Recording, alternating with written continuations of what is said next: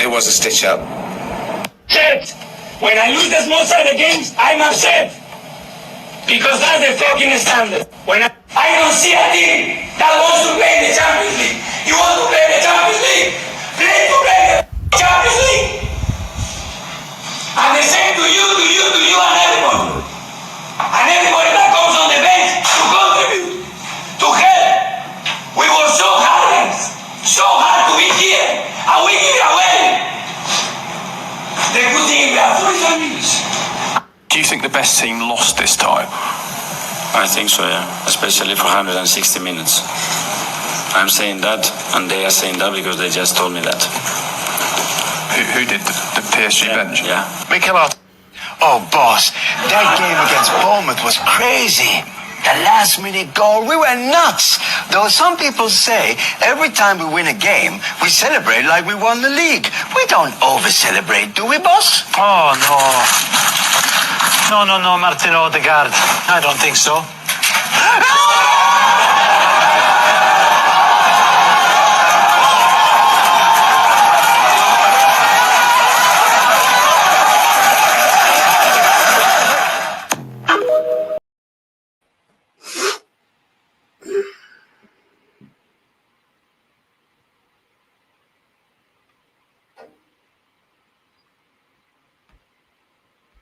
Yeah. Make Arteta, yeah. I phase 6, yeah. Oh, phase 6, yo, phase 6, yeah. When I want to tell them, call them Martinelli. But come for my bench, come for my branch, trust, son. You know what I'm saying? What's going on? Yeah. Phase 6, he says, yeah. Free DMs. Yeah. What happened, bro? Nah, what's going on? You know what I mean? Every time we play football, we got the low block. Father, come for my brain, telling Arteta stop. You know what I'm saying? Everybody wants to break our low block. When they tell me, for the brother, the phase 6, the brother, the trophy, no, God stop. Oh, you know what I'm saying? What's going on? You know what I mean? Done.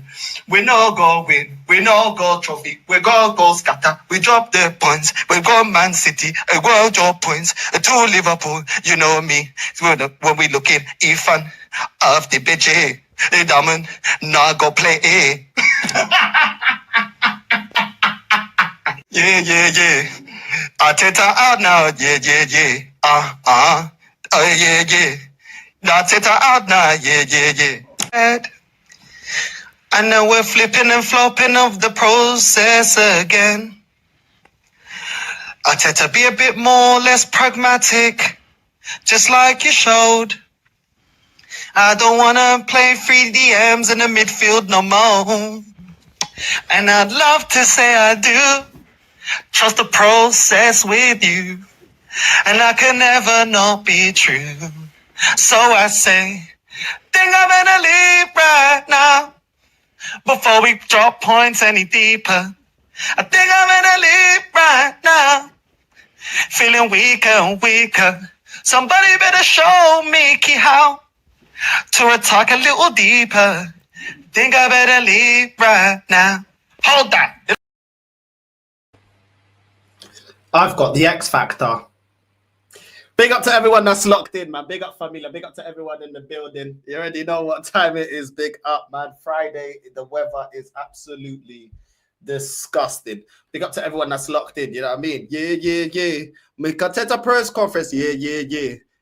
Oh, yeah. Let's get into the press conference. Big up to everyone that's locked in. You know what I'm saying? Big up to everyone that's locked in. All the real ones in the building. We are here. You know what I'm saying? Where is it? Let's get straight into the press conference. It's this one, isn't it? Yeah, it's this one. Big up to everyone that's locked in, man. Let's get into this. And let's go. Super Mick. Hi, you all right? Good, yeah? So it's about me. Sort of in again. Every week.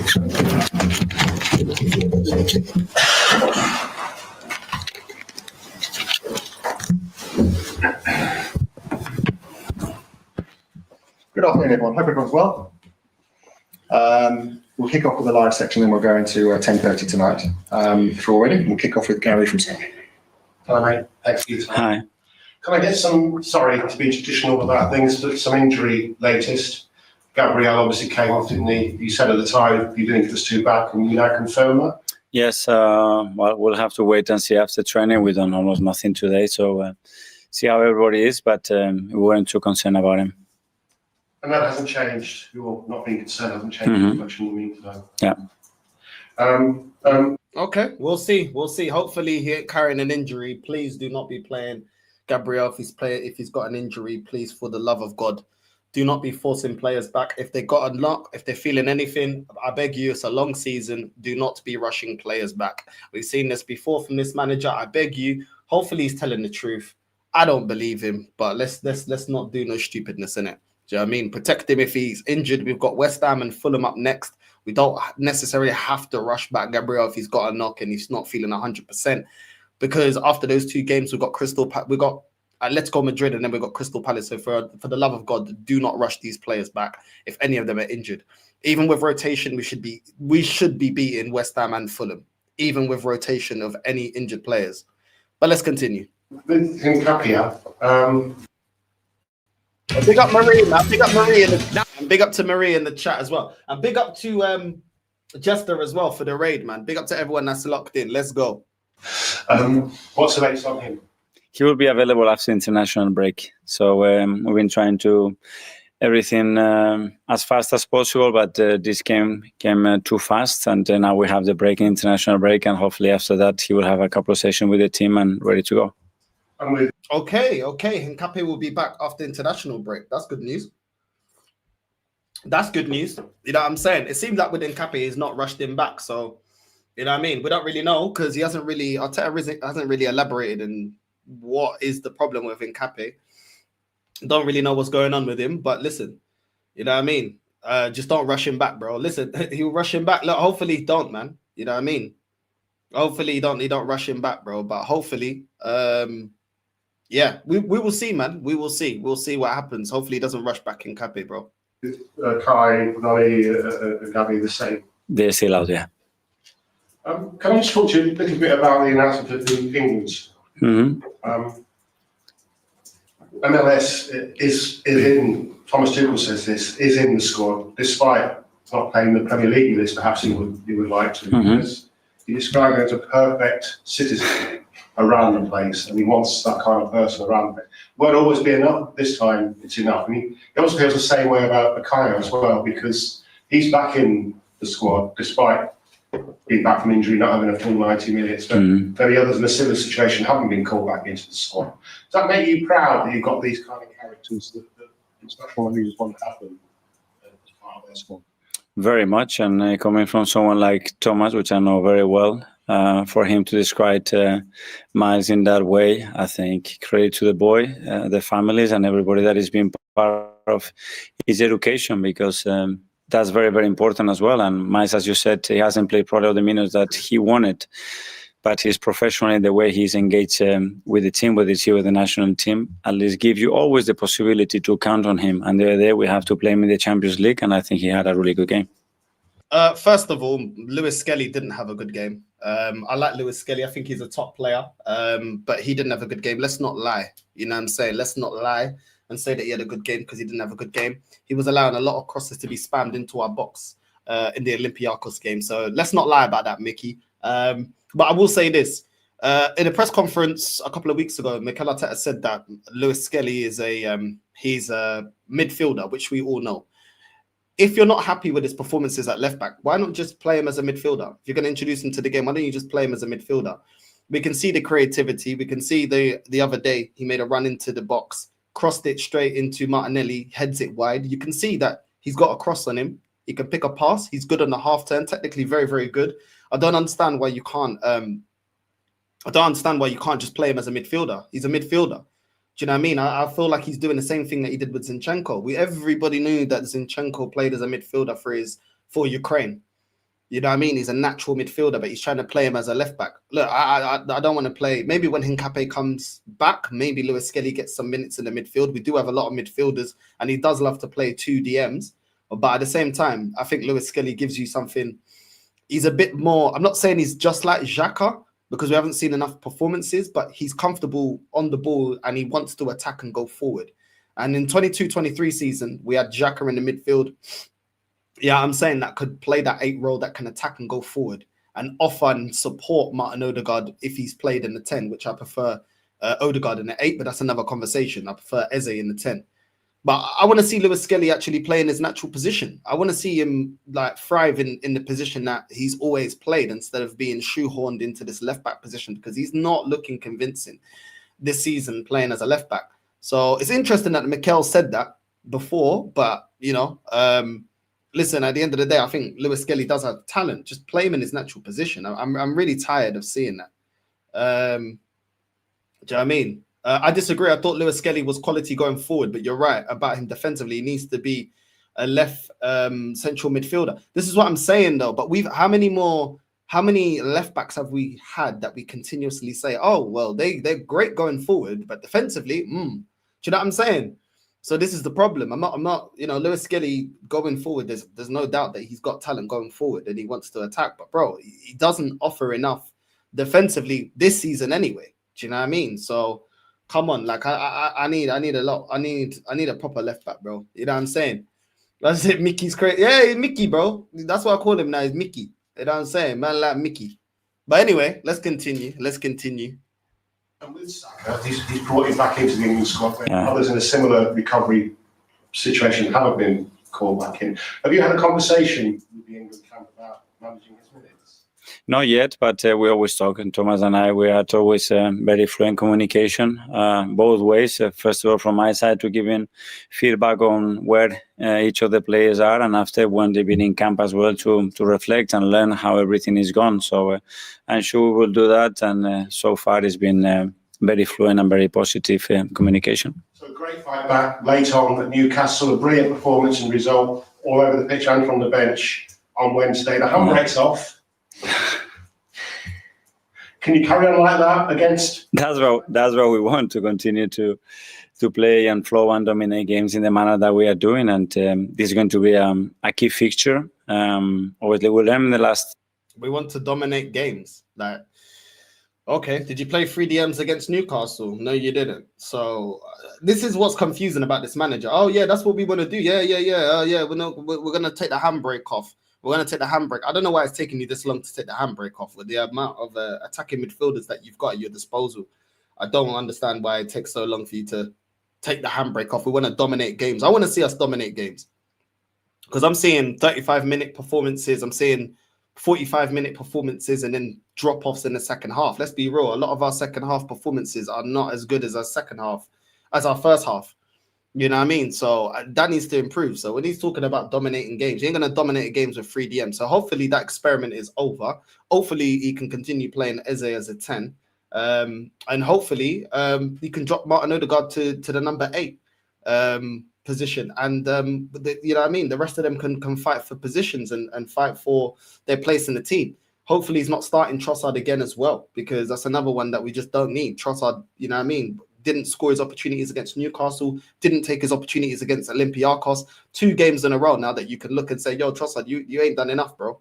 You ain't done enough. So listen, we're going to get into the Arteta'S 300th game going up against West Ham. We're going to get into that. But like I said, hopefully he does learn. I don't know why it's taken this long for him to learn.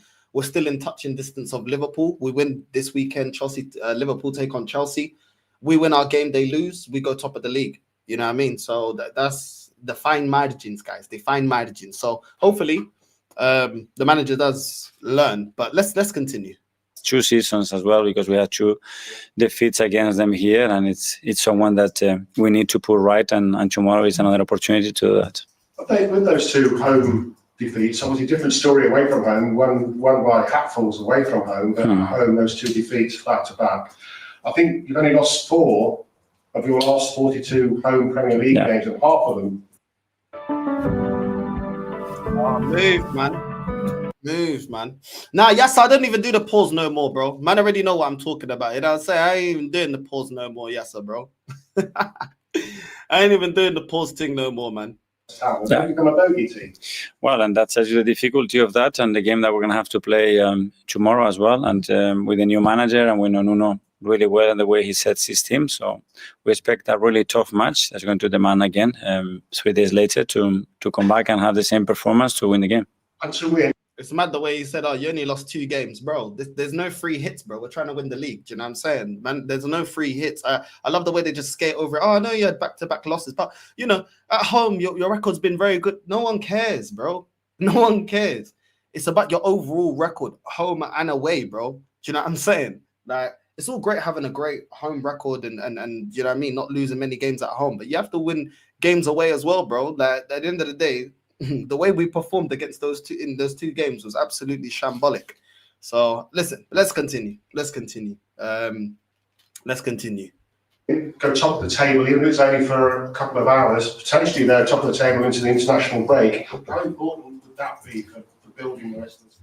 Yeah, it's about generating momentum, and there are periods in the season that they are capital. And tomorrow's game is a really important one for us, and that's why from the beginning we need to generate that, the stadium as well, and go for it. Because after we have 2 weeks break with the international week, we can't generate energy when you're playing certain types of.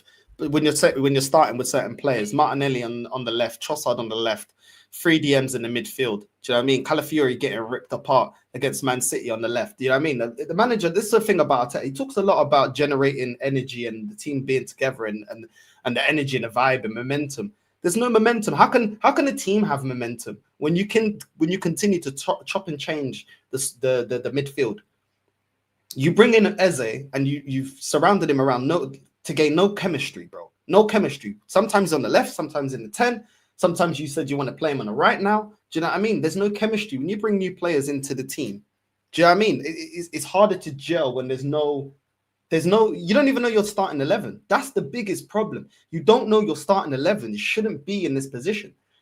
You don't know your strongest starting 11. You don't know your strongest team. You don't know, you don't understand how to build chemistry between certain players and additions that you brought into the team. Do you know what I mean? You're frustrating Gyökeres for the start of the season. Eze's been moved here, there, and everywhere. There's no consistency to build that team bond, to build that chemistry between the team. You keep changing and chopping and changing and chopping. And yeah, of course, we've had some injuries, but in terms of the midfield, really and truly, everybody was saying that Eze was an upgrade to Odegaard anyway. So he should be starting regardless of Odegaard getting injured. Regardless, everybody was saying we needed an upgrade in the number 10 when we bought Eze. Do you know what I mean? So Odegaard shouldn't be starting in the first place. You've had Ethan available. You know what I mean? You've had Rice available. Obviously, Zubamendi is another one that needs to up his game. I just feel like this chopping and changing, there's no consistency for the players, man. Players need to understand each other when they want to receive the ball. What runs our players need to look out for. Do you know what I'm saying? I.e. Gyökeres. And making sure that you get the most out of certain players. You don't see Haaland dropping in deep to try and build that play for Man City. They know his strengths. You know what I mean? Everybody else, Reinders, Cherky will create opportunities for him running in behind the centre backs. They know his strengths and they play to his strengths. That's something that Mikel needs to do. You're not playing to the player's strengths. Eze on the left is not playing to his strengths. So when you're talking about chemistry and getting momentum and stuff like that, you don't even understand the strengths of your players. That's what it shows me. You don't understand the strengths of your players. You don't understand that Odegaard is not a consistent. He can't consistently do it in the number 10. He's limited. Certain games he goes ghost. Man don't understand that. Just because he performed against Olympiacos, we're expected to beat Olympiacos. You know what I mean? But anyway, let's continue. 300th game. That's a lot. It's a lot. Yeah. 58% win rate. You're the GOAT of Arsenal managers. How proud are you? Continue to go. The only thing that matters now. I can't even believe that. You know what I'm saying? 58% win rate. You're the GOAT of Arsenal managers. Has he won more than George Graham? That won multiple league titles. One in Europe. Won FA Cups. How is this guy the GOAT of Arsenal managers? Has he even done what Wenger did in the last 10 years? FA Cup after FA Cup after FA Cup. Man can't even match Wenger's record in Wenger's worst period at Arsenal. And man is saying, oh, because of the win percentage. What has win percentage got to do with winning trophies? What's that got to do with it?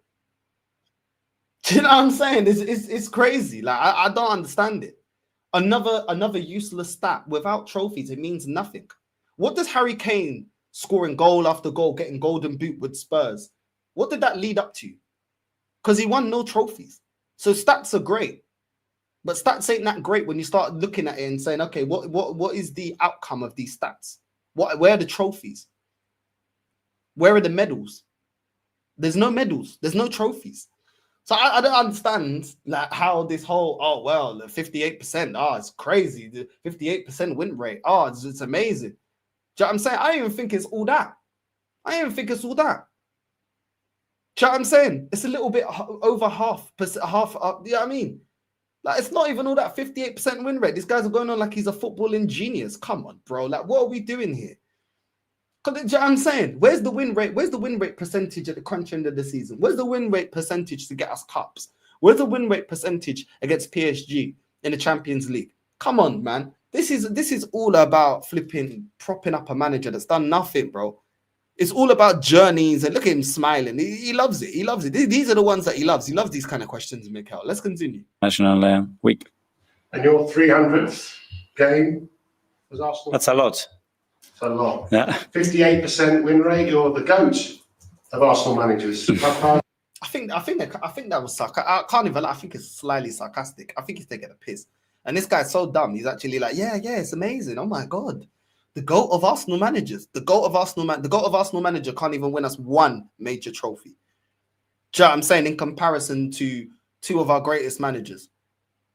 And I'm not even talking about the 30s where Arsenal was winning, because I weren't born, my granddad weren't born, no one was born. But at the end of the day, in recent memory, how's this guy the GOAT of Arsenal managers? Based on what?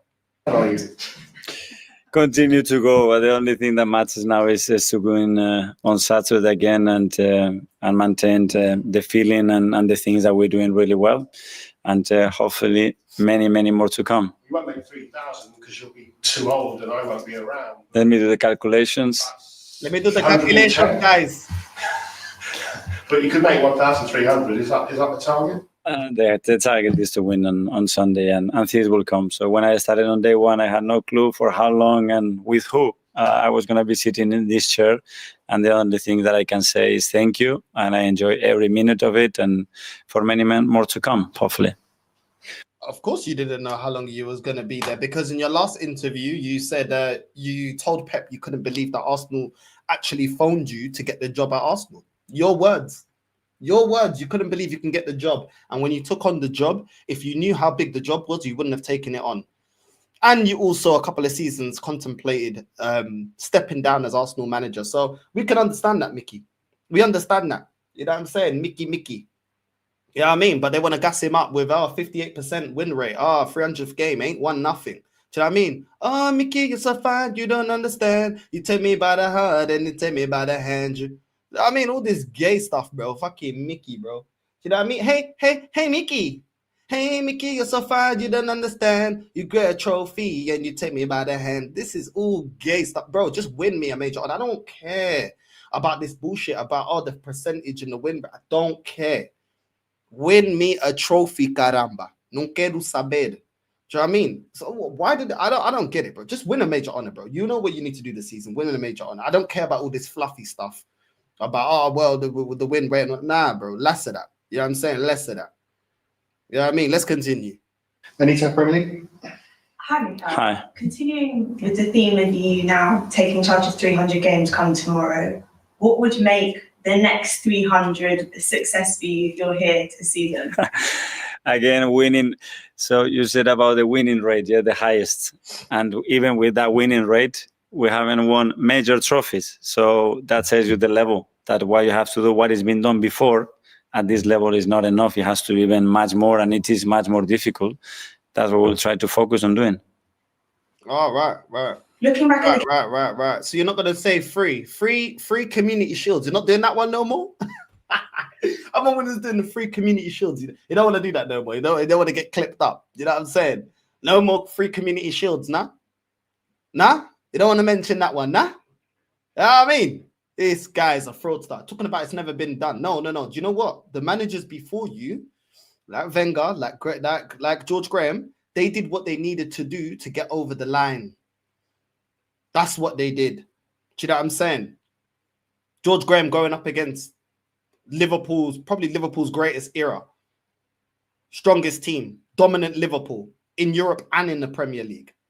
You know what I'm saying? Still able to win a major honor. So don't talk about, oh, what we have to do nowadays. Wenger went up against the dynasty of Sir Alex Ferguson. And yes, I know Fergie dominated the Prem, but Wenger still got 3 Prems.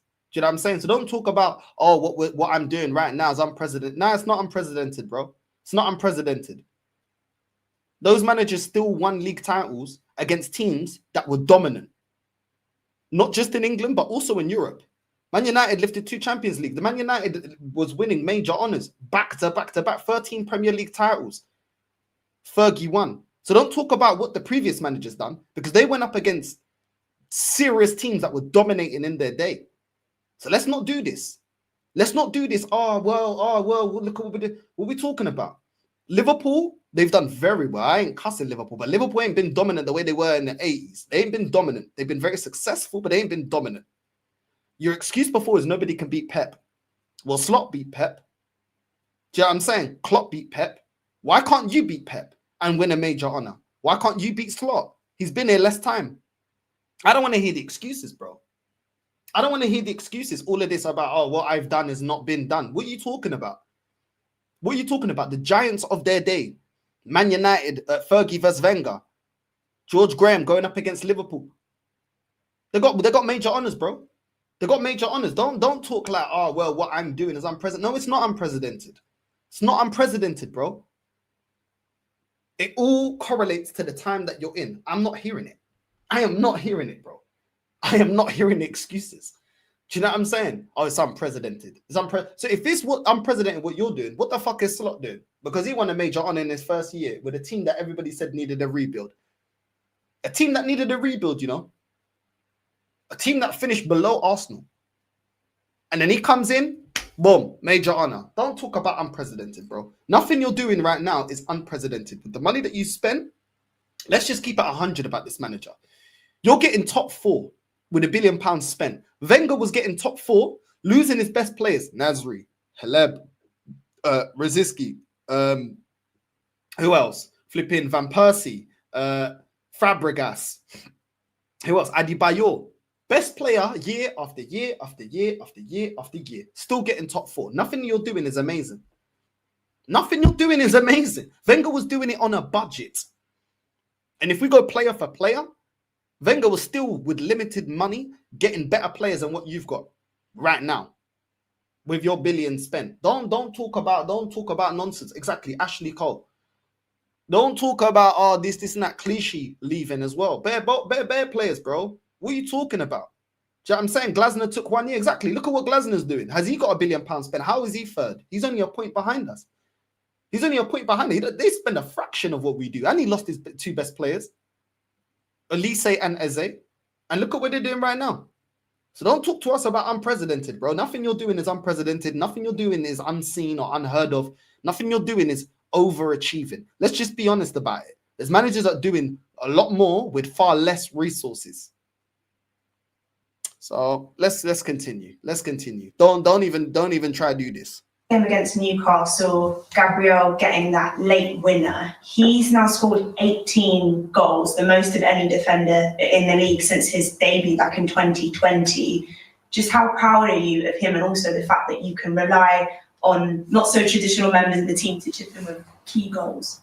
But that's a fundamental part of a central defender, dominating both boxes, and he does that probably like nobody else, and that's the joy of having him in the team.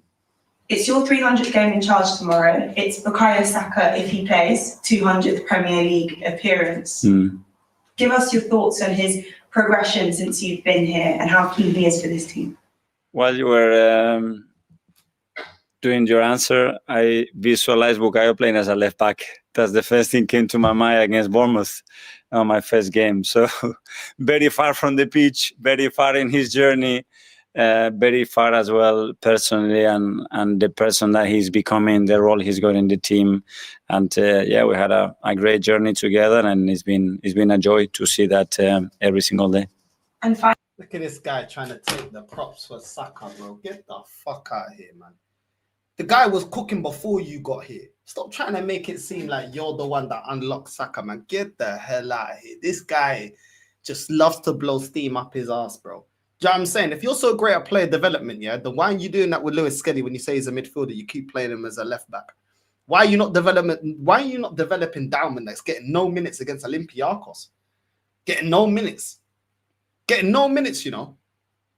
Do you know what I'm saying? Where was your development of Emil Smith Rowe? Get out of here, bro. Oh, when I see the journey from Saka, get out of here, bro. Saka was balling regardless of you. Do you know what I'm saying? Regardless. Dowman was balling in preseason regardless of you. Do you know what I mean? And regardless of your dead tactics. Stop with this nonsense, bro. Stop with this nonsense. You ain't developing no players, bro. None of these players are developing under you. A lot of them actually regressing in terms of what their potential and what they can actually play like. Get out of here, bro. This guy just overgasses what he does, bro. Oh, Bukayo Saka. Get out of here, bro. Do you know what I'm saying? Get out of here. Finally, with West Ham tomorrow, you've spoken about the 2 defeats when you met them at home in previous 2 seasons. A win over them, would that show the growth in this Arsenal team when you think about points dropped in the last couple of seasons? Yes, there are always moments when you have dropped them, and that certainly has been one of those. And at home, we know the form that we need and the amount of games that we have to win to reach the target that we have. And as again, tomorrow is going to be a key match for us. Thank you, best of luck. Beating West Ham doesn't show any progression. Do you know what progression is going to show? We'll see progression, yeah? We'll see progression if you beat Atletico Madrid. We'll see progression if you go up against Crystal Palace, the way they're playing right now, 19 wins. Do you know what I'm saying? And then you go 19 games undefeated, not 19 wins, 19 games undefeated. And you go to Crystal Palace and you get the 3 points. Then we can start talking about momentum. Then we can start talking about maybe things have changed or you've changed or the team has grown. It's not about West Ham. West Ham are predicted to get relegated this season, bro. Let's be real, bro. Even the West Ham fans ain't happy, bro. What are you talking about?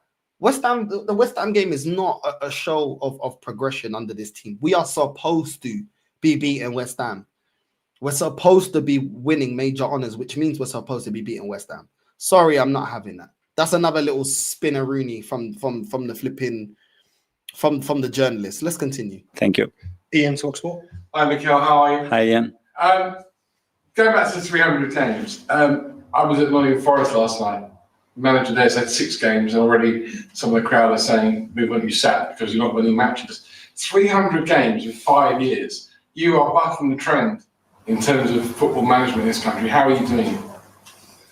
Well, again, I feel very privileged. I'm really enjoying what I do with the people that I do it, and we know in our job is about winning a lot of football matches if you want to stay in the job. And the other one is why we are doing this. Make sure as well that we enjoy our profession because it's good. No, it's not. No, it's not just about winning games and enjoying. We want to enjoy the journey and together and the profession and everybody so friendly. It's not about that.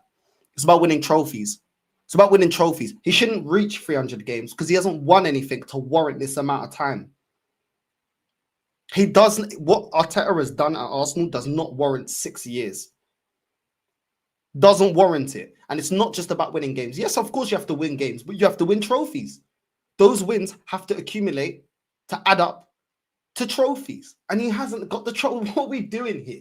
300 game, 300. It sounds like, who gives a fuck? Who gives a fuck? Has my football club won a trophy, bro? Has my football club won a trophy? Man, talk about this manager more than they talk about Arsenal Football Club being successful and winning trophies. I don't care about his accolades as a manager. Oh, he's reached 300 games. I don't care. Have we won a trophy? Have we won a trophy? It's not about accolades for a manager. Arsenal Football Club, bro. It's not Arteta Football Club. Has my football club, Arsenal Football Club, have we added silverware to the trophy cabinet? These men are lording up this 300. I am tired of it. This whole press conference here, we're halfway through, and all it's about is sucking him off about, 300. I don't care. Win a major honor, bro. Fuck your single accolades. Fuck what, you're setting what trend? Setting what trend? Eddie Howe won a trophy last season. Glasner won a trophy last season. What are we doing here? Ange won a trophy last season. It's not about, oh, how long. This reminds me, this here reminds me of the last 10 years of Wenger. Oh, Wenger, you're doing really well. Oh, you've been in the job for so long, and it's so great. You've been in the job. You and Sir Alex Ferguson are the longest serving managers. Who cares? Who cares? Fergie's winning titles. Wenger wasn't winning titles no more. Who cares? Nobody cares. I've heard this story before with Wenger when he was washed. Oh, let's celebrate how long you've been at the club and how much you've done for the club. No, we want to, what is the here and now? What have you done for me lately? What have you done for me lately? You've done nothing for me lately, apart from finishing second. I'm not impressed. I'm not impressed. Do you know what I'm saying? It's crazy, bro. You know what I'm saying? Oh, he said it's on Sunday. I didn't even catch that. But man said he don't even know what day it is, bro. He's conked out, bro. Maybe he's taken one of the injections for his knee because he's got a dodgy knee. You know what I'm saying? And it's gone to his head, bro. I don't even know. You know what I'm saying? Yeah, he is wasting players, bro. He is wasting players. You know what I mean? Arteta has Mourinho level arrogance with Gary Neville managerial ability to match. I'm telling you, bro. I'm telling you. Arsenal's bank account is what's kept this guy in a job. Arsenal's bank account. Every time he signs a dud, he can go and spend more money. Daddy's credit card. Daddy's credit card. Daddy's credit card will get you out of trouble. That's what it is, bro. That's what it is. He's a limited manager, bro. A club that has a lot of money at their disposal to spend. That's what saved him. That's what saved this guy. In my opinion, some of the most beautiful things that you can experience in life, and trying to do both things at the same time. You massively changed the culture, though, since you came here. I mean, you only have to look at... What did I tell you? Once again, the culture. You've changed the what culture, bro? What culture? There was already a culture here that dropped off. We want the old school culture. Win or fuck off. That's the culture I like. Win or get the fuck out. That's what I like, bro. It's always the same shit. You change the culture. Oh, you're setting the trend for young managers. Oh, you've been in the job so long. Oh, you're so close. Oh, the masterclass, the tactical masterclass, playing 3DMs. Oh, Mikel, please tell us, how did you figure out playing 3DMs in the midfield? Bro, who gives a shit? They're wasting question. This is just, bro, it's just every time this guy is in a press conference, it's just a massive Arteta orgy with these journalists, bro. That's what they like to do. Arteta orgies, bro. Fuck off. Ask him, are we winning a major trophy this season or not? What trophy are we winning? Is this the season that you have to deliver? Ask him the hard question. I don't want to hear nothing about, Mickey, please, Mickey, pick me, Mickey, please. Mickey, you changed the culture. Change what culture? What culture? Man, going on like this guy is created, that's made Arsenal what they are today. To the 13 Premier League trophies, yeah? How many has Mikel added to? How many of them are under this manager? That's the culture I want. I want to add to that culture of 13 Premier League titles, bro. How many have you bought, Mikel? How many? Since the Cup Winners' Cup, how many trophies, European trophies, have you added to this club, Mikel? I want to hit. None. That's the culture that I want. I want to build on that culture. I don't want to build upon you having 300 games and you telling us about how you shifted the culture. It's all irrelevant. It's all irrelevant. Where are the trophies, bro? Stupidness, man. Saka's 200th Premier League game tomorrow. You've got Ranieri, you've got Max Dowman, you've got Miles Lewis-Skelly, you've got the academy players, you've got some of the best players from around Europe now playing for you, and they're all at a good young age. How difficult has that been in 5 years to change that culture? Well, you see the rotation in the squad has been phenomenal. But at the end, you get to where you get, thanks to everybody that has been in the journey. And some people, they've been for 6 months, some others for 3 years, some others for 18 months, but they all been capital and very important. Sometimes to help the team, sometimes as well to learn you, the direction that you have to take in and what is the moment as well to change and reevaluate the things that you are doing. And very grateful for everybody that has been part of this journey. Reevaluate. How have you reevaluated how you're going to use Ethan from last season to this season, please?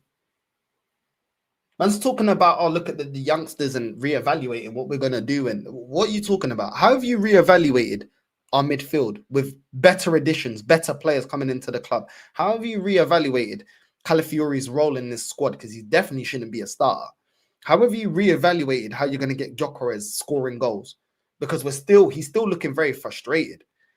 This is all nonsense, man. All this journey talk and all of this, we're reevaluating with the youngsters and seeing what times they can do bits. Bro, where is the development plan for Dalman? Because last time you're talking about him, you're talking about pack lunch. Man was talking about Dalman, yeah? And instead of talking about him getting minutes, this guy's talking about pack lunch. I don't really give a shit about pack lunch. I want to hear about the player balling out, bro, because he's better than Martinelli and he's better than Trossard, bro. And you're talking about pack lunch. And the guy has to go to bed because he has to get up early to go to to go to geography class. Now, fuck all of that. The kid can ball out. And you're talking about pack lunch. Now get out of here, bro. I don't want to hear it. I don't want to hear it, bro. Man talks about irrelevant stuff. Oh, we need to evaluate the minutes and the lunch. And if he has the recovery time, he has to go and sleep in. A sleeping time. It's time for a sleeping. Shishikama time. No, I don't want to hear about none of that, bro. I don't know how you're reevaluating nothing. Ethan was balling out last season and you benched him and you didn't use him when he could have got minutes. This season, you're doing the same shit to him and you're treating Dalman the same way. What's the excuse? Why is Ethan at least not getting minutes? I don't want to hear this. You told us, you showed us that we were trying to get rid of Martinelli and Trossard. These two are getting more minutes than Dalman and Ethan that are supposed to be the future of this club. Explain to me why that's the case.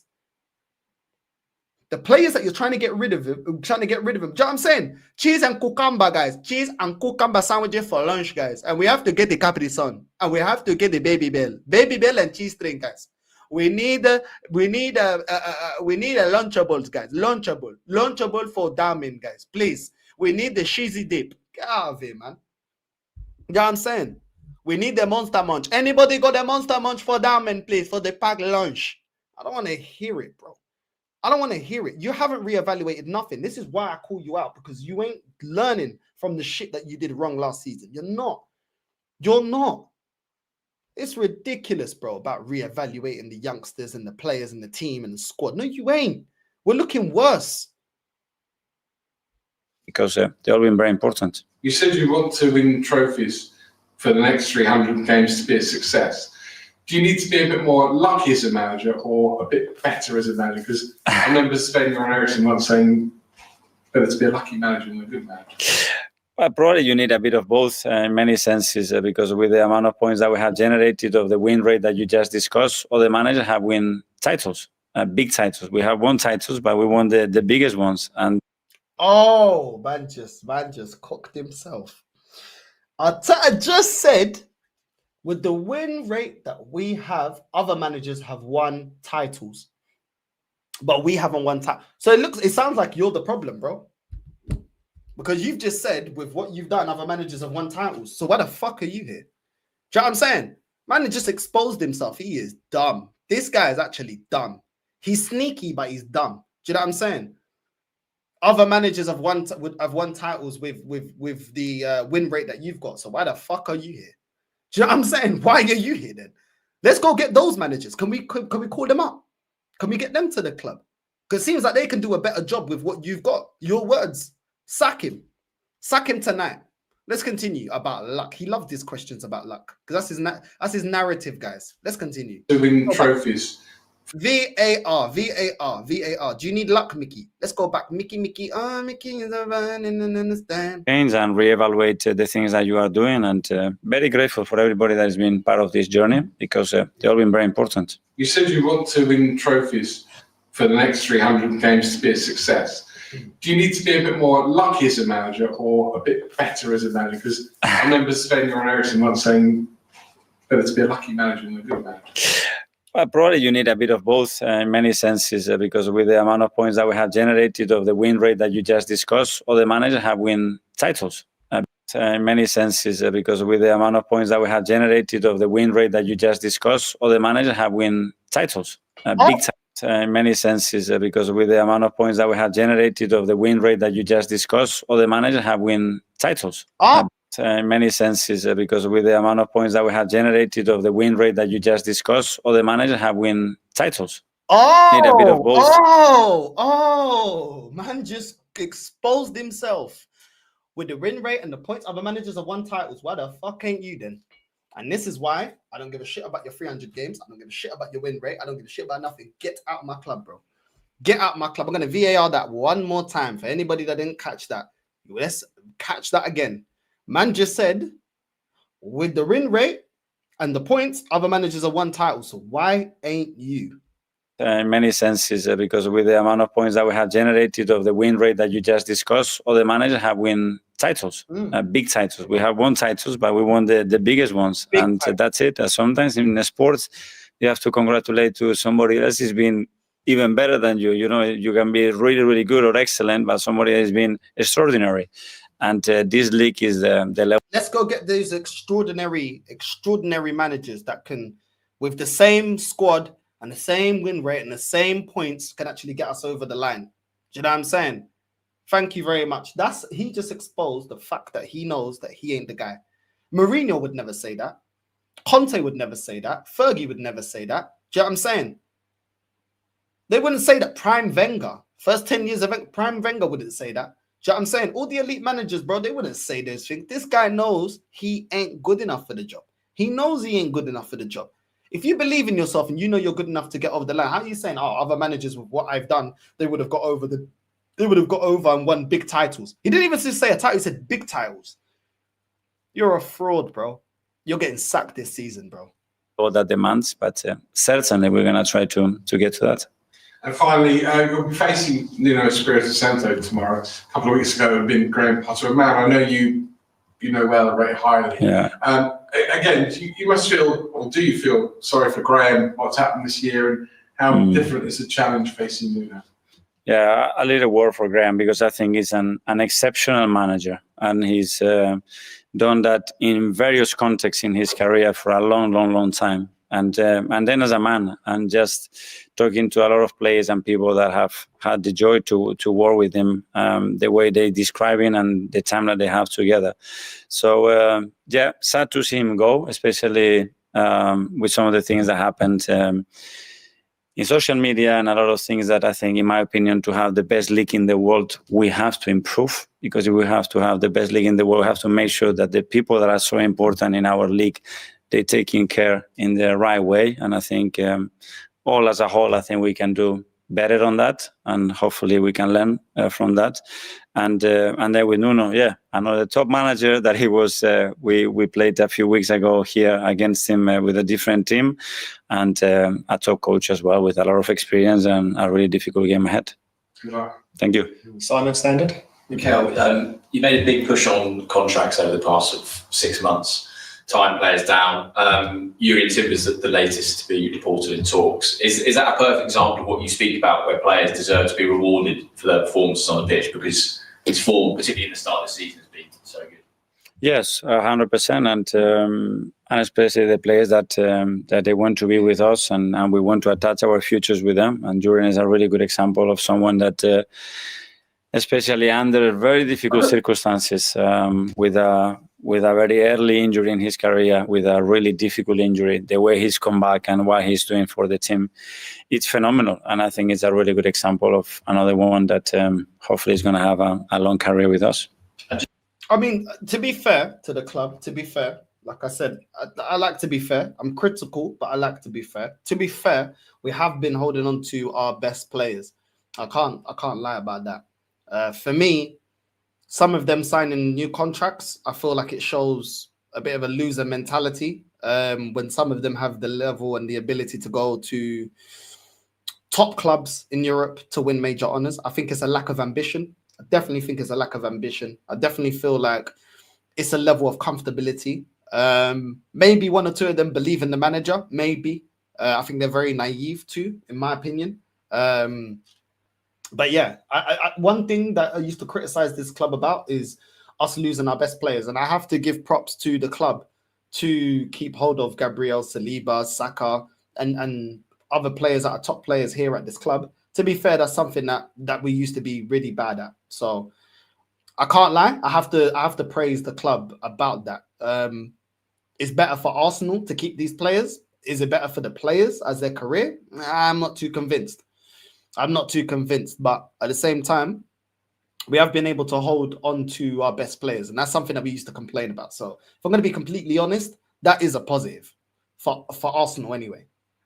Yeah, I mean, so it is what it is. But at the same time, that doesn't change my thoughts on the manager. I just don't think he's good enough. I really don't. But yeah, we will see. Anyway, let's continue back to the journey. There you go. Some props for what the club has been doing in terms of the contracts. You know what I'm saying?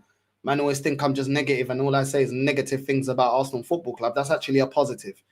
You know what I'm saying? I still don't really like that sometimes we still do rip up contracts, i.e. Tomiyasu, but the mainstays and the players that are our main players, we have been able to keep hold of them. And that is a positive for the football club. So I will give the club props there. Just on Victor and Martin, they've been able to play together very much. But we saw on Wednesday that connection, which sometimes players have, you know, think of Bukayo and Martin, you think years ago, sort of Pires and Henry. Have they got an understanding that you've seen in these first few months that they sort of know what each other wants and how to play together? Well, as you say, we haven't seen enough for different circumstances, especially because Martin Wait, let's go. on Wednesday that hopefully is going to have a long career with us.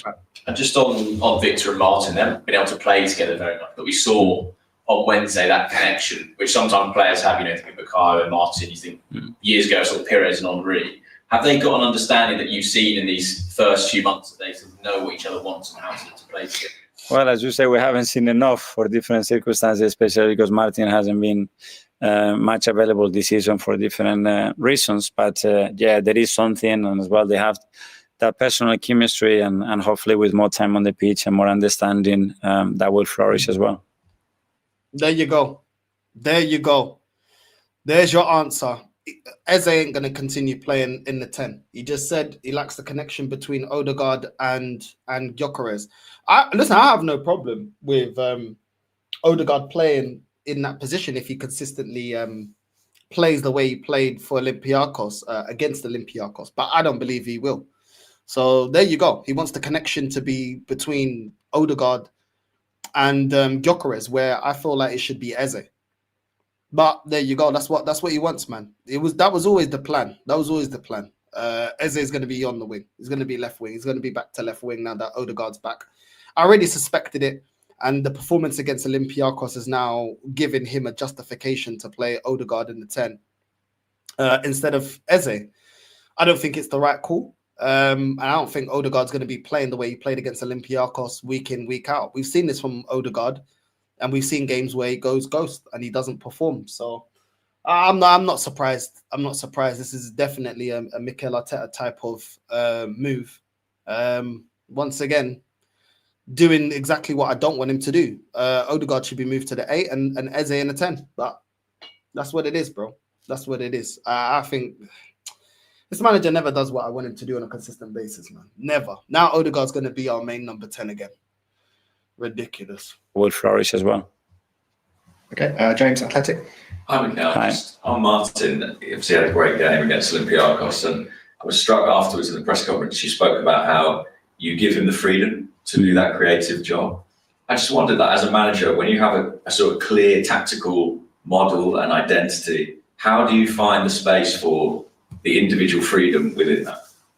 Well, I think the other way around. I think is you have to create the system and the structure around the qualities of the players, and with our attacking players especially, we try to do that. Even with our defenders, we know certain qualities that we have in that defensive line, and we will pick certain ways to press or certain.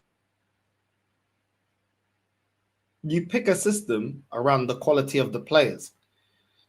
How is the system getting the most out of Gyökeres? How's the system getting the most out of Martinelli when you constantly play him on the left? How's the system getting the most out of Eze when you like to play him as a left winger as well? How is the system getting the most out of these players' qualities? Like, what are you talking about? What are you talking about, bro? That's not true. You're not getting the system. Your rigid system is not getting the most out of a lot of these attacking players, which is why people were saying handbrake FC. Let's continue. Let's keep listening to the lies. And ways to defend or force people in relation to where they want the ball to end. And with Martin, it's very clear that we want the ball in certain areas with him, because when we're able to do that, he's a real threat. And we saw again on the second goal, Bukayo scores from the left channel rather than the right. Is that kind of part of a tactical design, or is that a case of you empowering players to make those calls in the moment on the pitch? Well, the one with Bukayo, we decided in the last few minutes to change sides for two different reasons, and because him on a natural foot in that side, especially against teams that they are constantly pushing their fullbacks and the space is wide, is a real threat. Tom, footballer. Okay, there you go. When people were laughing when I was saying play Saka on the left, men were laughing at me. Man were laughing at me. You know what I'm saying? When I said play Saka on the left and then play Diamond on the right or play Ethan on the right, man were laughing. Now, Super Mick wants to play Saka on the left sometimes. There you go. And he scored. I mean, it is what it is. Let's continue. Hi, Mikel. Following on from what Simon said about Jurian, very quick question. For you, is he the most underrated player in the Premier League at the moment? I don't know, because I rate him a lot. So I don't know how people rate him. Hopefully a lot, because when you talk about a total player, he has almost every quality that you want from a defender. I've been racking my brains a bit about how to word this question. There seems to be a lot of talk about how many minutes Ethan and Miles get in particular. Mm-hmm. And over the last 5 years, the squad has developed and got stronger. Have we got to a point now where the minutes that they're getting are probably what's expected for a player at that age in a team as competitive as ours? I don't know, but I don't work with expectations. I work with what the boys can provide in the context that the team is playing in that moment. And Ethan has played 2 games in the Premier League very early because of an injury of Martin as well. He played in other competitions and he will play more. And with Miles, it's the same. But sometimes it's form, sometimes it's the fact that we want to do certain things in relation to. Hold on. He's barely played, bro. He's barely played. He barely played. Did you play him against Port Vale? Did you play him against flipping Olympiacos? What are you talking about the context of the game? Man just said, oh, it depends about many things. It depends about form. Form. What form is Trossard in to continue starting games? Martinelli was playing shit and you continue to start him. What are we doing here? How many more games is Zubamendi going to play average or dead game and you're going to continue to start him? Don't chat shit, bro. You've been playing players that have been out of form. You've been playing players that ain't been playing well. You played Moreno in the midfield and continued to play Moreno in the midfield, even when he was putting up poor performances in the midfield. What are you talking about? Yeah, he did play against Port Vale, to be fair. He did play against Port Vale. But this is what I'm saying. Where were the minutes, yeah? Where were the minutes for Ethan against other teams, bro? You're telling me Ethan can't get minutes against Olympiacos?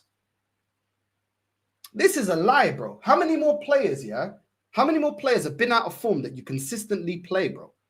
This is bullshit, bro. This is what annoys me about this manager, bro. This is what annoys me about this manager, bro. This is what annoys me about this manager, bro. Do you know what I'm saying? Ethan weren't even on the bench against Newcastle. Do you know what I mean? Like I'm not hearing it, bro. I'm not hearing it. He's not getting enough minutes, bro. He's not getting enough minutes. Not getting enough minutes. Nowhere near enough minutes, bro. Do you know what I'm saying? Against flipping Man City, you brought him on in the 84th minute. 84th minute. 84th minute. The other game that you played, Diamond, you brought him on in like the 89th minute. This is crazy. And then you're talking about player performances. When certain players are not performing, yet you're starting them. You're starting them. I just don't. I don't get it. I don't get it. Man, talking about performances. I'm seeing players drop poor performances and still get picked. I don't get what this guy's talking about, bro. I don't get what this guy's talking about, bro. Really and truly, I don't get what this guy's talking about, bro. I really don't. Do you know what I mean? Yeah, cool. You started Ethan against Port Vale, bro. But come on, he deserves more minutes than that. If you're talking about players in form, he deserves more minutes than just against Port Vale starting that game. I don't get it, bro. I don't get it. He like literally, Ethan only starts against a Port Vale, but then if it's like a Newcastle, he's only coming on in the 84th minute. Do you know what I'm saying? When it's against Olympiacos, he don't even get no minutes. Like this whole thing don't make sense to me, bro. It don't make sense to me.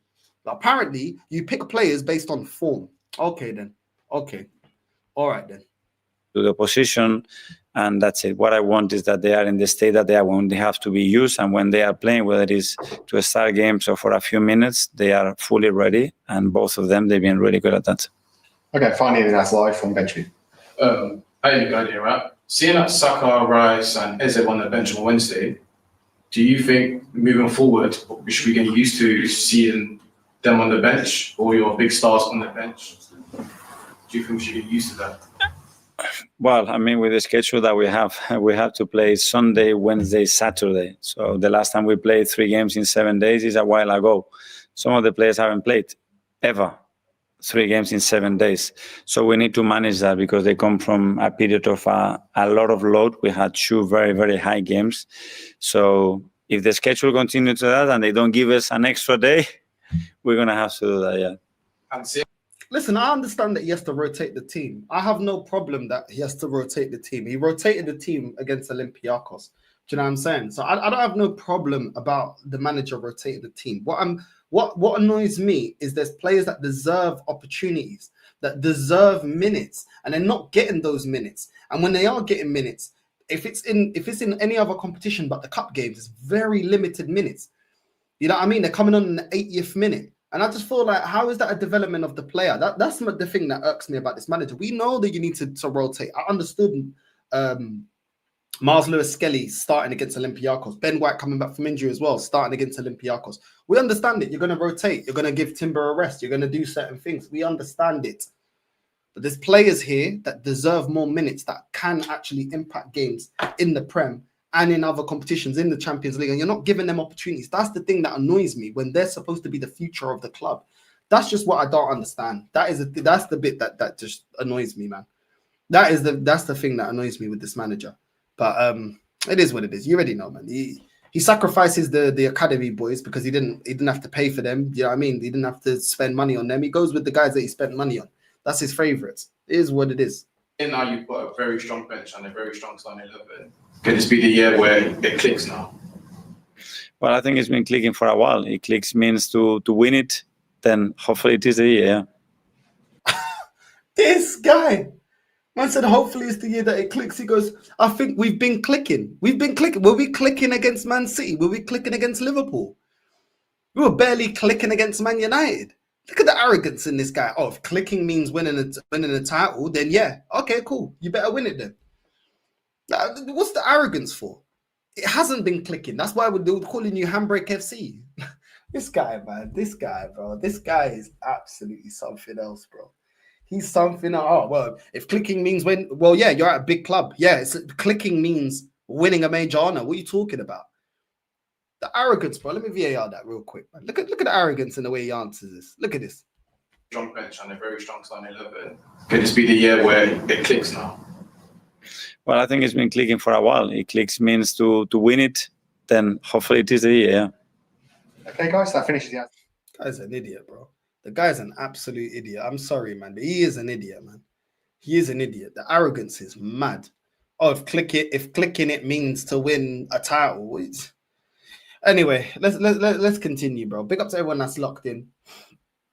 He's got an interview that I wanted to cover actually the other day. It was a day ago that it released. I wanted to go through this interview every single time. Last time this guy had an interview, last time Arteta had an interview, it was all about his neck, back, and his crack, and how he played at with some of the best talent coming out of La Masia, and how he was around Xavi and Iniesta and this and that, and how he went to PSG and all this stuff. And barely, I think 2% of the interview was about tactics and how we're going to, what we can expect to win this season under this manager.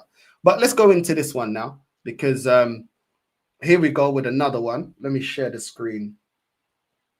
Hold on a sec. Let's go here. Let's see what Super Mix got to say here in his interview. Without opening his mouth, Odegaard is a role model. Okay, role model that's led us to win nothing. A captain that's led us to win nothing. Flipping out the weather today is una merda. Anyway, you know what I'm saying? Let's continue. About the modern footballer compared to when you were growing up playing football in the dressing room you were a part of. I want to take you back to your first ever dressing room. Do you remember stepping up into your first senior dressing room, and what was that experience like? Well, that was in Barcelona. Yeah. And very nervous, very excited, and didn't really know how to behave, where to sit, who to talk to.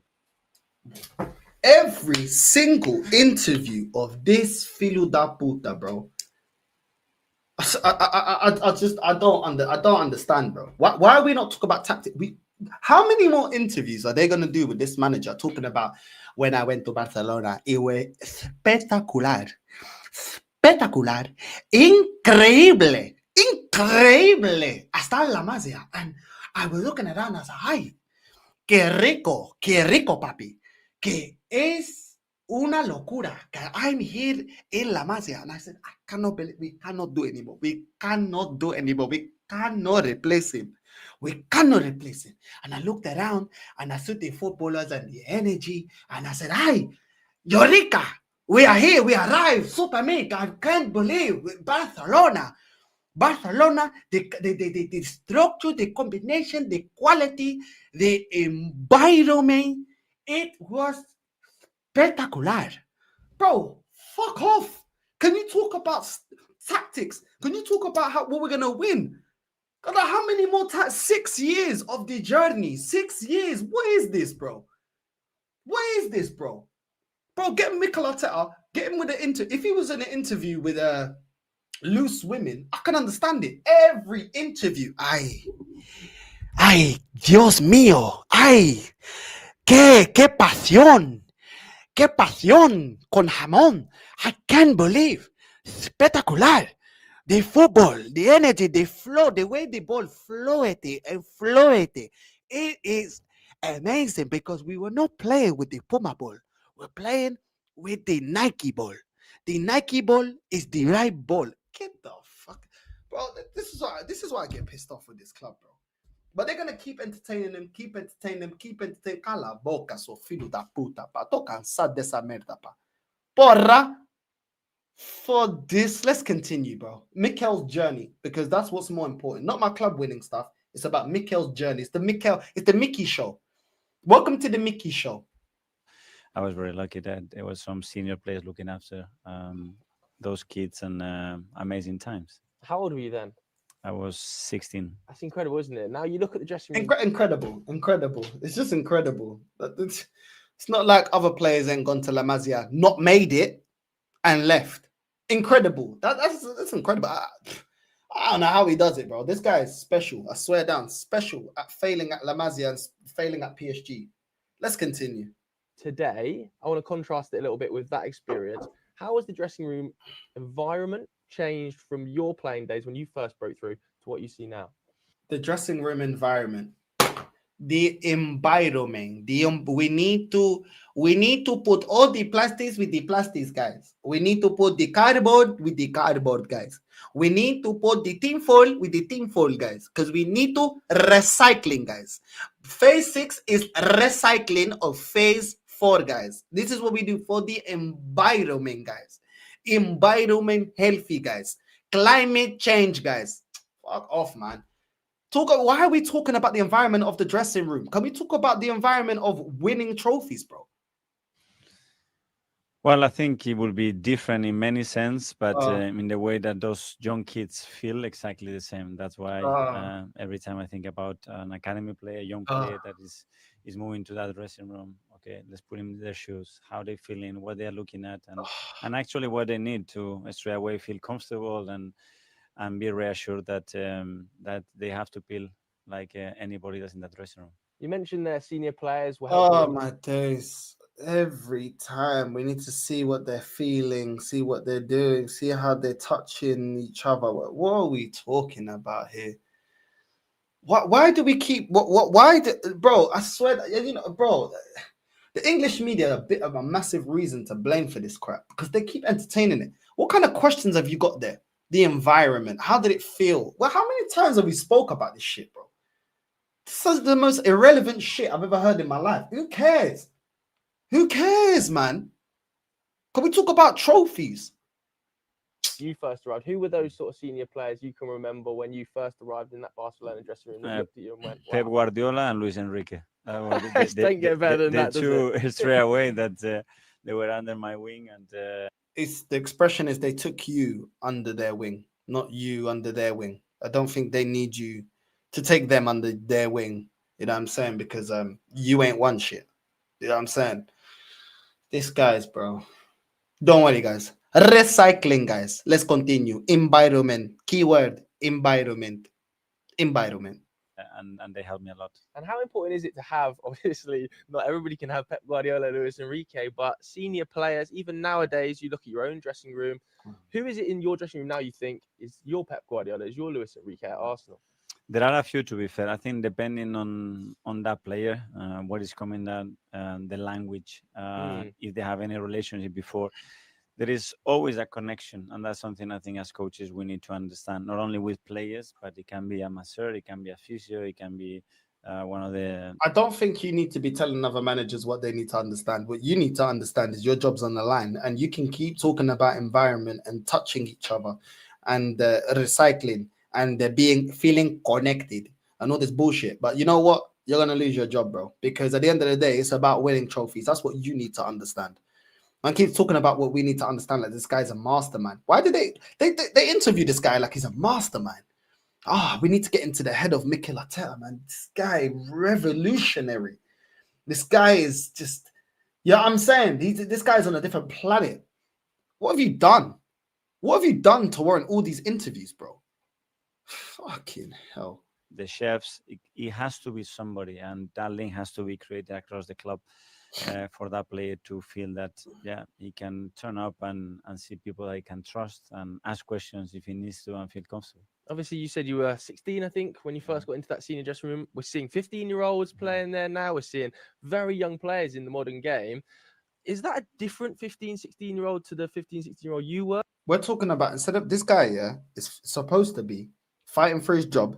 We're talking about 15 and 16-year-olds at La Masia. Then why don't you go and manage the 15 and 16-year-olds at La Masia then? Go and coach them. But they wouldn't take you. That shambolic football that you like to play, they definitely ain't going to take you as a coach. Why are we talking about this? Why are we talking about this? What relevance has this got to what our objectives are as a football club this season? What has it got? What's it got to do with it? Nothing. But they like to entertain it, so let's continue.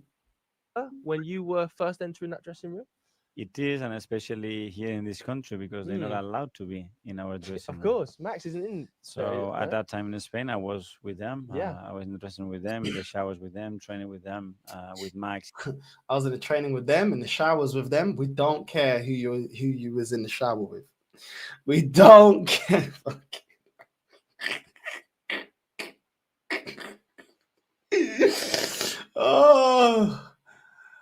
Oh my God, man's talking about who's in the shower with. Teeth and Miles till last year, they weren't allowed to be in our dressing room. So the rules are different. So that makes it a bit harder as well. Do you think that's a good thing, though, that they are bled in a little bit more slowly? Or do you think maybe those rules are the sort of things that... I understand the reason of the rules in relation to them be part of a team. It's not helpful. Every decision Another interview about nothing. Another interview about nothing. These young players, obviously, the pressure, the spotlight is so big now, maybe even bigger than when you were a player with things like social media. How does that affect the modern footballer that is younger and coming into the team? Well, immediately your life changes the moment that you make that step. The way that people can perceive you, the way that people start to judge you is much faster. It can be very cruel. And I think we need to educate them and their families to make sure that they know what they are doing when they are looking and reading certain things, because you need to be prepared for that. Because I think as well... Why are we talking about this? Why are we talking about this? He's talking as if he's already like won the league, won titles, and now he's just going like bleeding in the new generation. Your team still ain't won fuck all. And you're talking about the young generation. I just don't. The way they talk to this guy as if he's actually done. Like this guy's actually already done it. Like, he's already won major honors, and it's like, okay, Mikel, okay, what's the next team that you're building now? You know, your team's getting on now. You're building a new team, and bro, this guy, how many rebuilds on top of rebuilds on top of rebuilds have we gone with this guy without winning anything? But they chat to him like, yeah, I mean, Mikel, are you gonna blend in these new players? How are they gonna match to the? It doesn't make sense, bro. Fucking Mickey, bro. The footballers that I speak to, sometimes it might not even be them. It might be the family members that are seeing more than they are, right? Exactly, but your mood is affected by the people, the closest people that you have around you. And a lot of times, probably you are good and you come home and you are happy and you sense something strange, you don't really know what's happening. All right, let's go into this. So is that I'm tired of hearing about the young players, bro. Let's go into embedding new players in. Let's go into this one. a really difficult balance? Also, like, it's not just, I suppose, young players that are feeling that pressure, but players that are coming over from new environments. Maybe they're coming from different languages or different cultures. How have you found, now your 7th season at Arsenal, bedding those players in? How have you sort of grown into that role? Well, there are certain challenges for young players, for new players, people coming from abroad. But the way he talks as if we're the only club that signed foreign players. Like, this is like incredible, like how to how to embed players from a new culture into the club. Like, he talks like this is like absolutely like this is the pinnacle of football. Bro, how many foreign players have Liverpool got? How many foreign players have Crystal Palace got? How many foreign players have Barca got? How many foreign players have Real Madrid got? How many foreign players have Bayern got? Like, bro, stop going. What are you talking about? We already know this. Like, what are we doing? We have to get the environment. We have to go. It's all, listen, it's all irrelevant chat because bro. Oh my God, man. When Bayern Munich signed Luis Diaz, were they talking about bedding in the environment because he's Colombian and he's gone to a German club? No, get on with it and win a title. Get on with it and win a title. You're here to do a job. But here we spend so much time about my days. We want to, Mikel, come and sit down with us and talk about the journey again, like Teletubbies. Again. Another interview talking about irrelevant shit instead of talking about how we're gonna get over the line. Again. Time for Telly bye. Time for Telly bye. Another interview dropping in 2 weeks about again. The journey, guys. Again. Fuck off, bro. I'm tired of this. But I would like to highlight is the opportunity and the beauty of it. I mean, you come to Arsenal, you have the chance to play for the first team. You are surrounded by 24 different nationalities. I mean, how good is that for yourself, for your education, for your experiences, for the amount of things that you can take away from that and become a better person and a better player, and focus on that. I mean, the enjoyment part and we have to focus. We have to focus on the 25 nationalities. Amazing journey, guys. Amazing learning for everybody, guys. Fucking hell, bruv. So I'm saying, how many foreign bro, I just this is so irrelevant.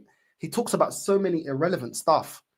Fulfilling part has to be, okay, you decide that this is your dream. Now you have it. Get on board with it. Yeah, absolutely. I mean, how many languages do you speak, Mikel? How many languages, Mikel? How many languages do you speak? I speak English. I speak Portuguese. I speak Spanish, and I speak in un poquito de Italiano as well. But I learn with the players every day. I learn so much with focus, and we put the structure so we can speaking in the shower when I have shampoo. When I have shampoo in my eyes, we are speaking as well in Spanish. You know, when I have the shampoo in my eyes, sometimes condition, sometimes shampoo. You know, but we always are speaking, guys. We always are speaking together, guys.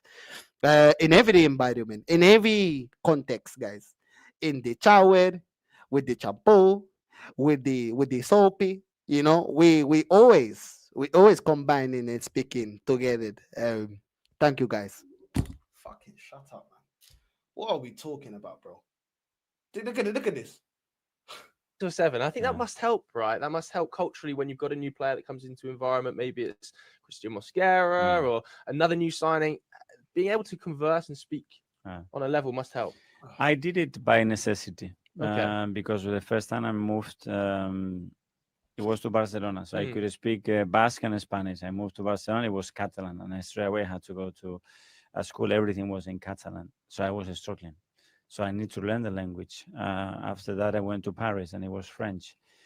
And you cannot be yourself. I don't think you can be happy when you don't have the capacity and the ability to communicate with people.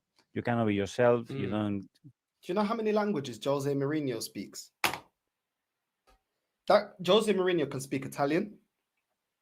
He can speak Spanish. I've heard him speak Italian, Spanish, obviously Portuguese, English. That isn't his language. What else have I heard Jose speak? I've heard him speak a bit of Turkish. Like, I've heard Jose Mourinho speak loads of languages. Do you know what? I don't hear Jose Mourinho gone on interviews and consistently talking about, guys, I can speak so many languages, guys. So many languages. Do you know what I'm saying? I've heard him speak French. That Jose Mourinho, when it comes to languages, is actually very intelligent. Very intelligent, because that's not easy. Yeah, it ain't easy to pick up all those languages. And yes, it's a skill. But why is the focus of this interview on young players, embedding new players, and talking about his journey, Arteta's journey, and all this about how many languages do you speak? What's this got to do with my football club? What's it got to do with winning trophies, bro? The most irrelevant shit I ever heard, bro. I swear down. Get to really understand people deeply, to build relationships, and that puts you in a dark place. And there were moments in Paris that, and I had Brazilians, Spanish, Portuguese, I could do.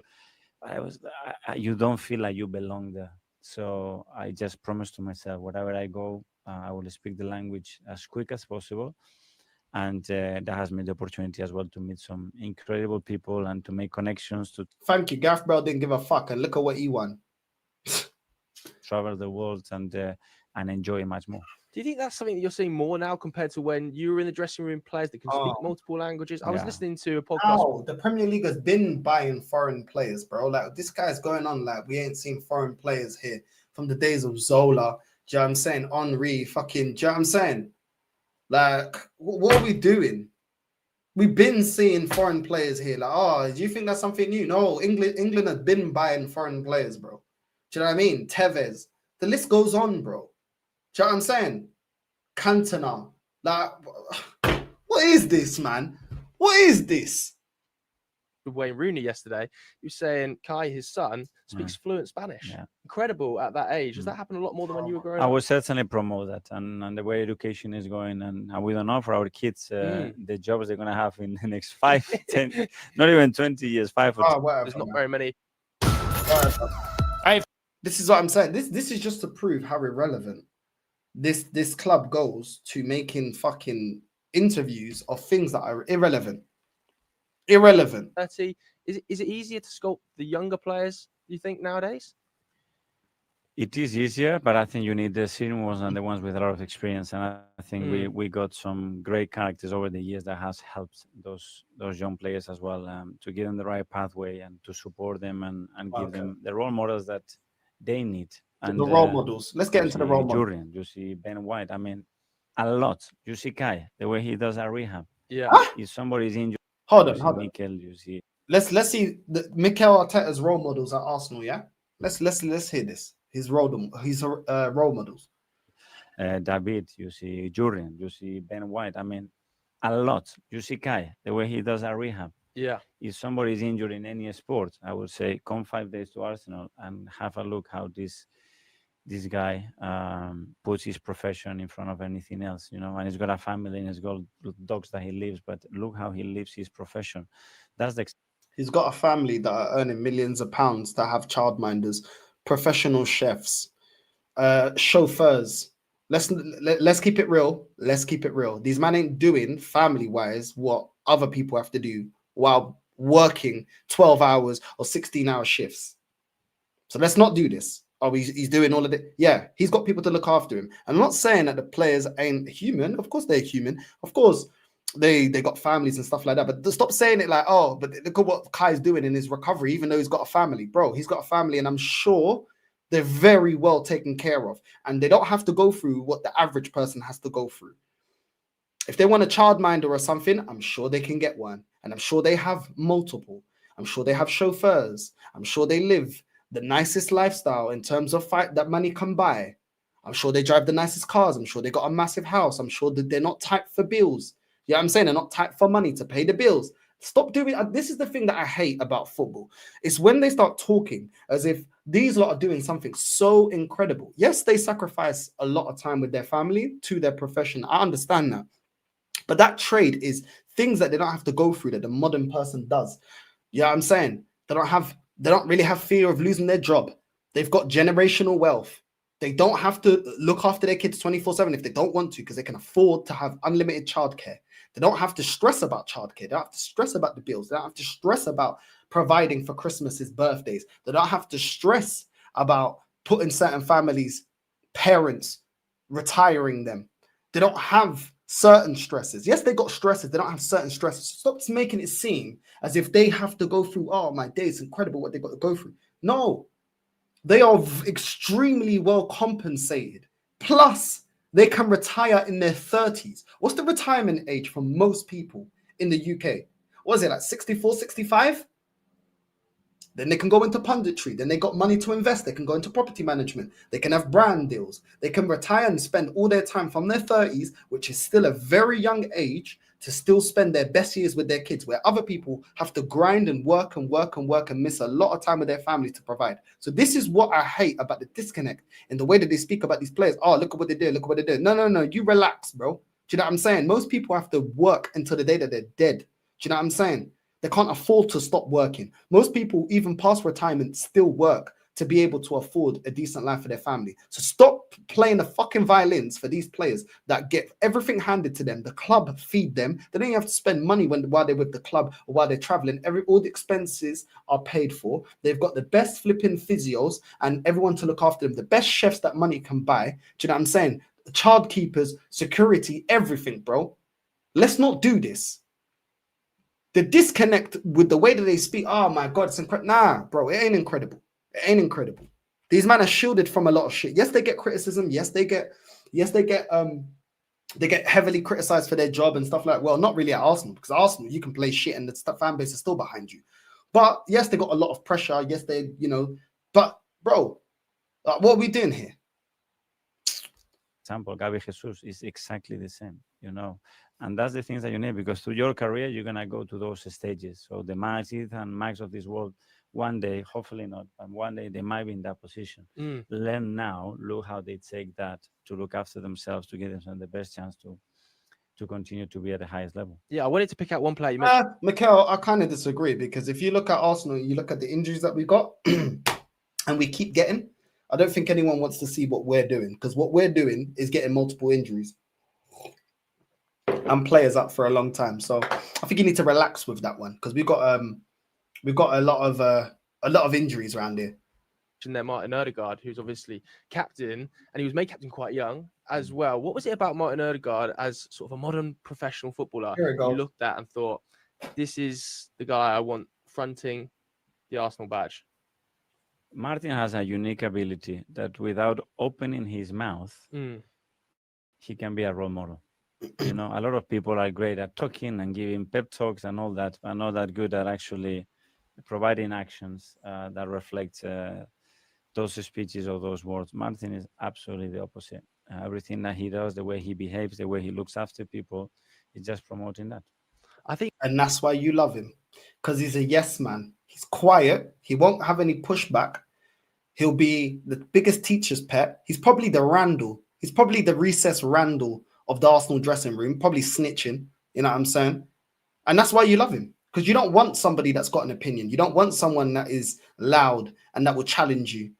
Do you know what I'm saying? The dressing rooms that Wenger's had, you wouldn't be able to manage it, bro, because they'll tell you about yourself real quick. That's why you love Martin, because he's quiet. He's a yes man. Do you know what I'm saying? Easy to conquer, guys. You know what I mean? And you're talking about Martin Odegaard being a role model, a silent role model. I don't have no problem with a silent role model. I just want that silent role model to do his thing against PSG last season. He didn't. I want that silent role model to get us winning a cup. Didn't see him turn up when we needed him in the FA Cup or Carabao Cup. Where's the silent role model at the end of the season? You know what I mean? The crunch end of the season in May for us to get over the line. Where's the silent role model? Because I don't see him. Where's the silent role model? It's all bullshit, bro. Do you know what I'm saying? About silent role model. If you're a silent role model, lead the team to get over the line. And I always mention Aaron Ramsey because Aaron Ramsey was not looked at this club like the pinnacle. Do you know what I'm saying? He was always looked at as a good player. But I saw Aaron Ramsey at least perform for Arsenal in finals in the FA Cup for us to win trophies, bro, to us to win FA Cups. Odegaard, the silent captain, role model, can't even do that. And you're telling me, come on, bro. Well, and that's why, yeah, sometimes I have to pick the lower players, not the big legends, some of the cult heroes and stuff like that, and just compare them to some of Mikel Arteta's favorites. And they don't even match up to them, let alone me talking about Henry's and Bergkamps and Canoes and players like that. I'm just talking about these, man. And they don't even match up to these, man. To Aaron Ramsey and players like that. Do you know what I'm saying? Silent role model. What kind of nonsense, bro? I want to finish on a question about Ooh. advice for young players that are maybe coming through and maybe they're not at a club like Arsenal that have the standards or the brilliance around them. You know, what would your advice be to young footballers now, modern footballers that are looking to make it in the professional game? I would say probably the most important thing is get yourself the right context. Okay. Get yourself involved with the best people around you. If you have the talent, you put the work, that's the only thing that you have. Because you can have the talent, you don't have the right people around you, I think it's very difficult to do. Okay, I love that. Wow. Inspirational, Mikel. Inspirational. That there, fucking hell. I'm sure all the players are looking to play for Super Mick. I'm sure all of them, they can't wait. They can't wait to play for Super Mick. They can't wait. Context. This guy loves just throwing out that word context, bro. Loves throwing out that word context. You know what I mean? So it's 5. You know what I mean? This guy, bro.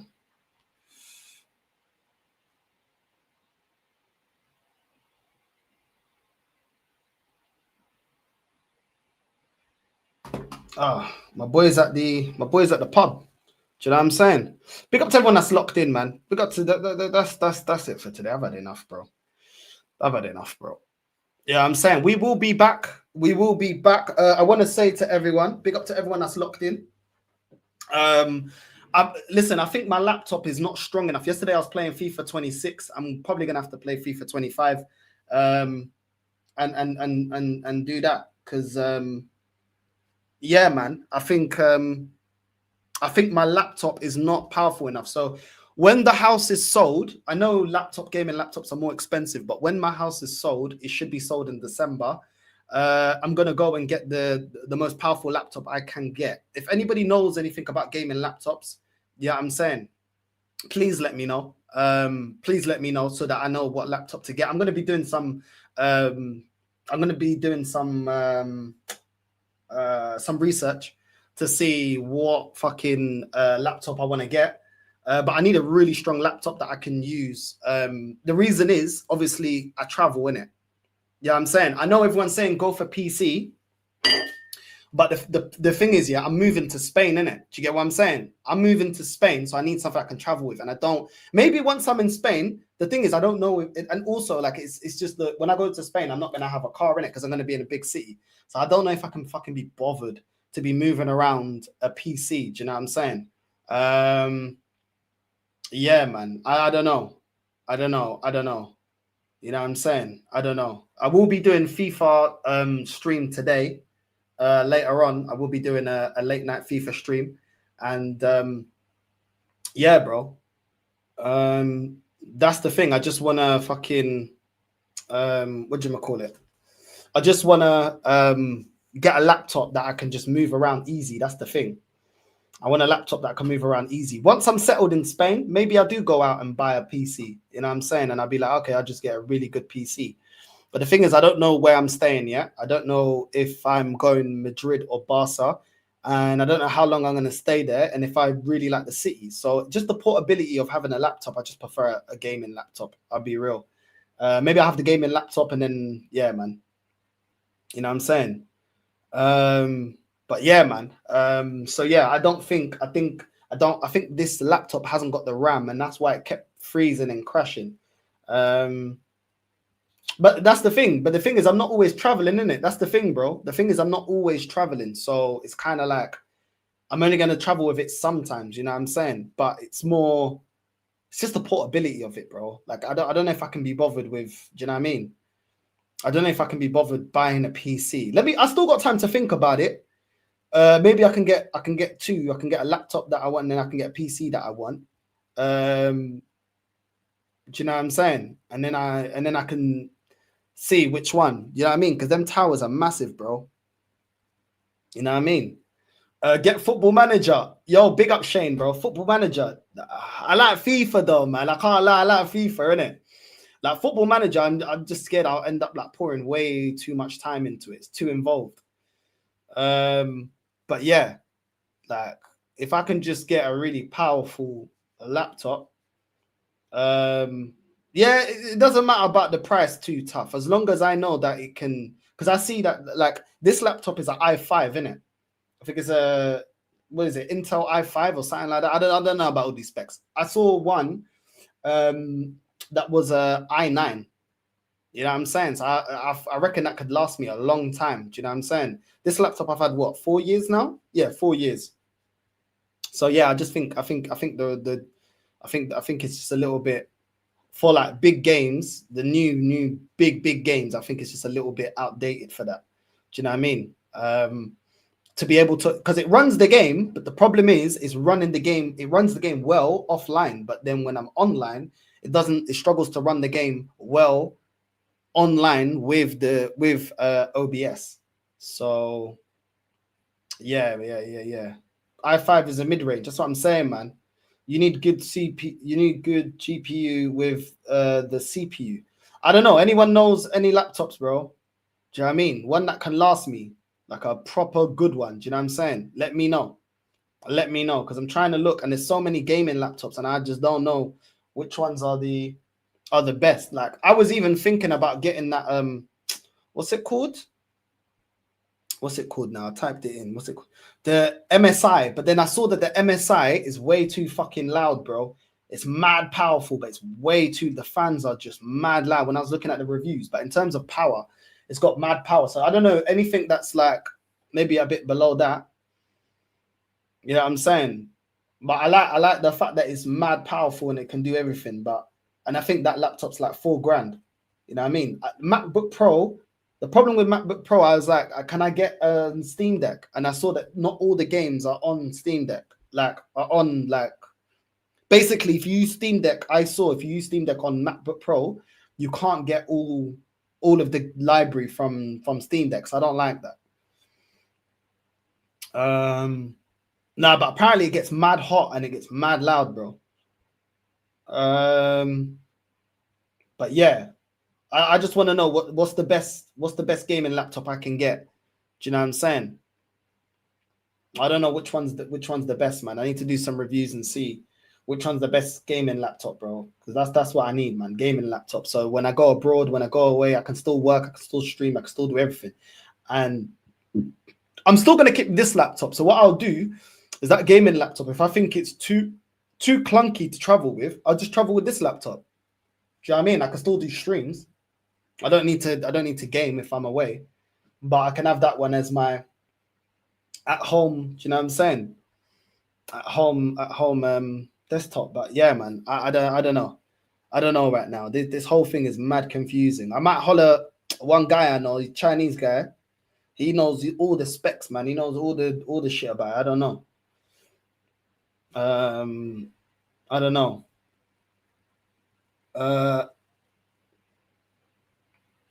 I would recommend MSI, Lenovo, or Razer.